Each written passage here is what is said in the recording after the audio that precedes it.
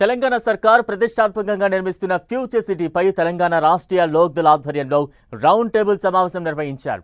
ఈ సమావేశంలో ఆర్ఎల్డీ తెలంగాణ అధ్యక్షుడు కపిలవాయి దిలీప్ కుమార్, ప్రొఫెసర్ నాగేశ్వర్తో పాటు రాజకీయ నేతలు, మేధావులు హాజరయ్యారు.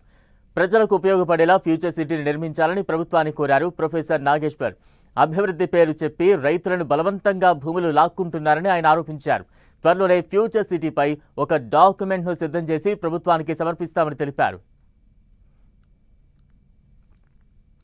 జీవులుగా పారాసైట్స్ గా మార్చేది వెల్ఫేర్ కాదు, ప్రజల్ని ఎంపవర్ చేసేదే వెల్ఫేర్ అవుతుంది. దానికి అమర్త్య సేన్ చెప్పింది economic development, social development and economic opportunity.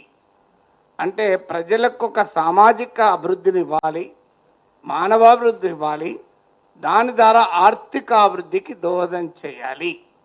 అందువల్ల ఇద్దరు అర్థశాస్త్రవేత్తలు కోట్ చేశారు కనుక ఆ స్టాండ్ పాయింట్లో కనుక మనం భవిష్యత్ నగరాలని ఉద్దేశిస్తే మీరు ప్రపంచవ్యాప్తంగా ఒక ట్రెండ్ చూడండి.